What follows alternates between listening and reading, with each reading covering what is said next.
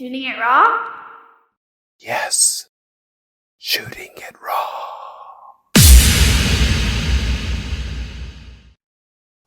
So there are two covers. Basically they're not photos of books. They're just like, I think, graphics of the covers. On the left, it's this yellow, the dominant color is yellow, and it says Nuggets of Hope. And it says, transform your life and find joy. Aw. And it has all these, are those pebbles? They're little nuggets, yes. They're little pebbles. Nuggets. Yeah, nice. And then on the right, it says, it's another cover called Paw Prints on the Couch. And there's cat, puppy, or kitten, puppy, or maybe dog. Cat, dog, just kind of peeping over the sofa, over the couch, looking at the kind of the photographer or whatever. It's more of a studio shot. I don't know if you made that photo, but it's more of a studio shot. It's very cute. And Paw Prints on the Couch, Nuggets of Hope. Kim, you are a positive person. Those are my 2 books that are coming out this year. Woo! Yeah. Nice. First books? First time author? No. These 2 books, one, Paw Prints on the Couch, is an anthology. So it's all different people coming together and sharing how their rescue animals have enriched their lives. Okay. And I've got several stories in there of my own. And Nuggets of Hope it's all me. It's just things I've been doing over the last couple of years as I share Nuggets of Hope with people. I share those stories and how they played out, and then how kindness matters. That's pretty much what Nuggets of Hope. And it's yellow because yellow is a positive color. Okay. And that's why I chose the color yellow. And the pebbles, Nuggets of Hope, it's because, I don't know if you can see this. Okay. So you're holding up this little stone that's polished, very nice, and on it are the letters hope. Well, the word hope. Sweet. Yes. So I carry these around with me wherever I'm at, and I approach strangers. I approach complete strangers. Yep, I believe it. That I feel very strongly urged to approach. It's not just anybody. It's someone that I'm getting that energy, the draw. Yep. Yes. And I approach them and I just walk up and say, excuse me, sir or ma'am, I would love to give you a nugget of hope today. And I hold out my hand and without fail, they hold their hand out. And I gently place it in their hand and I just say, I wish you a blessed day. And then I literally turn and walk away. I don't feel that I'm supposed to talk to them and get their story. I'm just supposed to give them that little nugget. Wow. And I've been doing that for about 1.5 years now. And that was the impetus for the book and all this stuff. Amazing. The responses I've gotten have been, I've had people start crying, just immediately start crying. I'm sure. I've had people give me hugs. I had one older lady, she just looked at me and she said, "Can I give you a hug, sweetie?" And I said, "Sure." And she said, "You have no idea. You are my angel today." And I went, oh, you're humbling me. And I've had people kind of chuckle. I've had a couple look at me like, "Who are you?" you know? Well, have you been to England? I have. Yes. So in England, they'd probably look at you and say, "You're a nut of hope. You're a total nutter. You're a total nut. You're awesome." You're awesome. I have some friends that actually I met virtually at the beginning of the pandemic. I met online and we're still friends. And they have called me a nutter before. And I'm like, I take that as a compliment. It is the best. It is the best.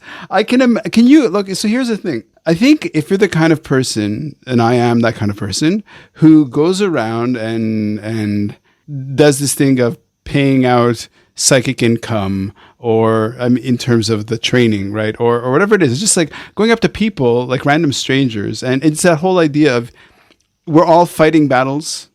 We don't know the battles that the other person is fighting. But then to have a stranger come up to you, and there's certain things that are really interesting in terms of reflexes, right? So it's like waving.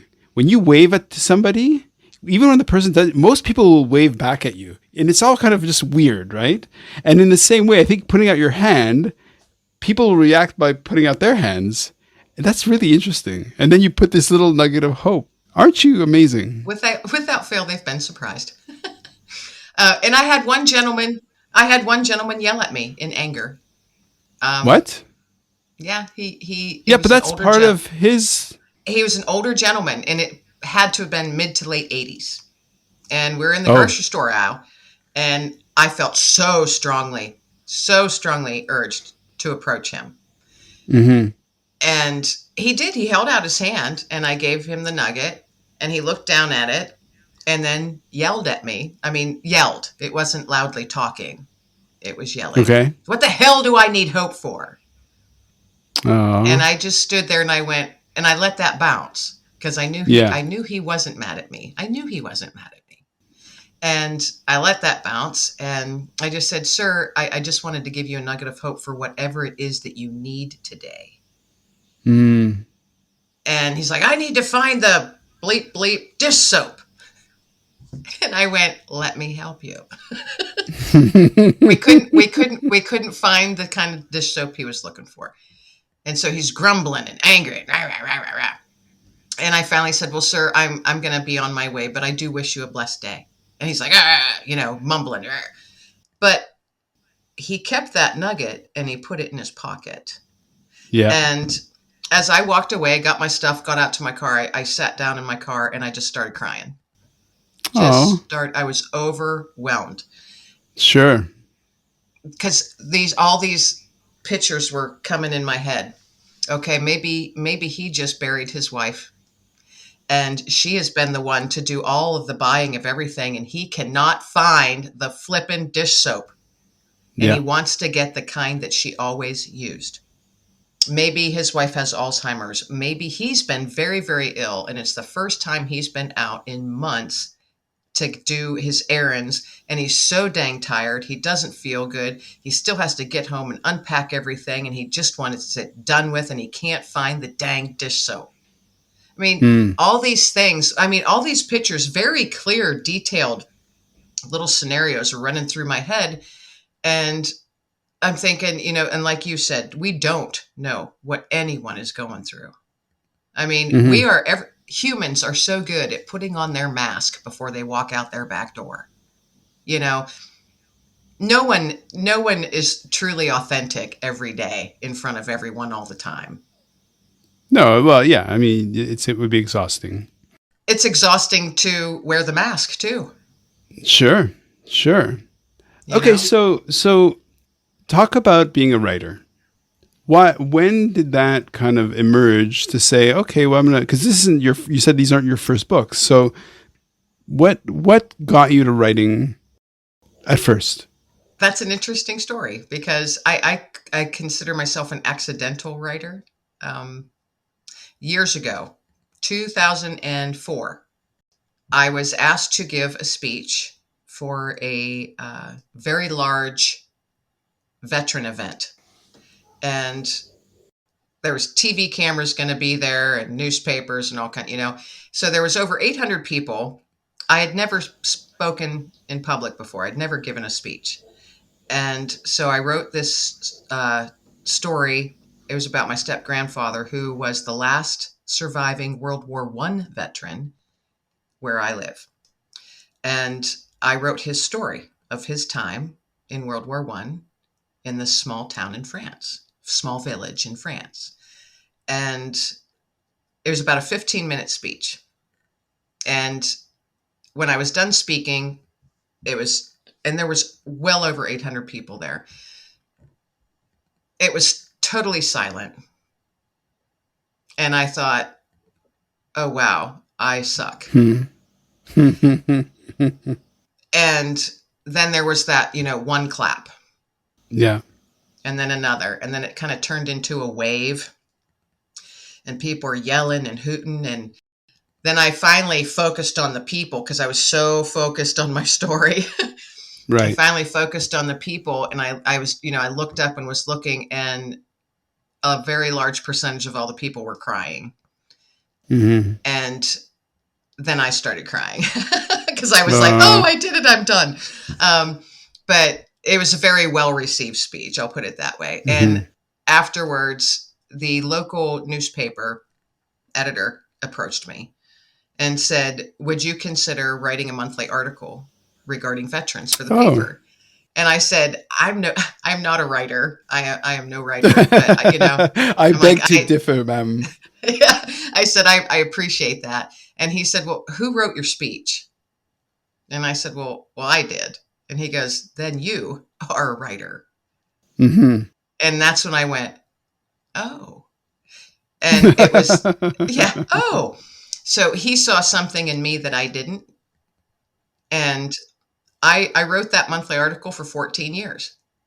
Oh, And wow. yeah, and that was my training, my learning. And most of those articles were interviews with veterans. Mm-hmm. And I always seemed to end up meeting or being introduced to the veterans that had really, really, really hard stories. I think if you've lived, you've lived. You know, it's like Yes. we all Yes. have. Do people go through life unscathed? No. You know, we all have. Just some people need the support of a caring person to sit down and listen, which is what you've done. So, When I looked at them as each of us, each person I look at, we're a book. hmm. We all have a history. We all have chapters. And these gentlemen that I spoke with, numerous ones were former prisoners of war. Their chapters that they shared with me, because I take that on. Sure, sure. I take it on and carry it. Well, you empathize, right? Yes, there were many times I didn't sleep after talking, Hmm. but I would write the story the way my heart led me to write the story. And as I kept doing that month after month, I got better and better at it. And then I had a following. People were, they're like, you just had me in tears over my coffee and English muffin this morning, Hmm. you Hmm. know? Or they'd be like, thank you, because people need reminded so it never Hmm. happens again. So that was the nudge for me to say, Kim, you need to keep doing this and expand on it, and find that path that you're good at writing. And I found that I'm really good at writing about nature Hmm. and Hmm. giving voice to animals, Hmm. giving them a voice in words and weaving that all together. So when to me the highest praise is when someone reads something I've written and they say, "Oh my gosh, I pictured myself right where you were saying, right what you were writing about." To me that I'm like, oh, highest praise. That's it. That's it. Highest praise. Yeah. Okay, so highest praise is also coming your way through this episode. You're great. Nuggets of Hope. The book is coming out when? That one I'm not sure, but before the end of this year. Before the end of this year, by golly. Sure. And Paw Prints on the Couch.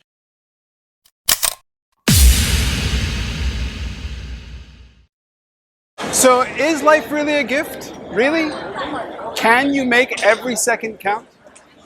That's the whole point of the podcast. So, if you like what you've seen and you're inspired, because that really is my mission, then please give it a like, subscribe, and share. Shooting it raw?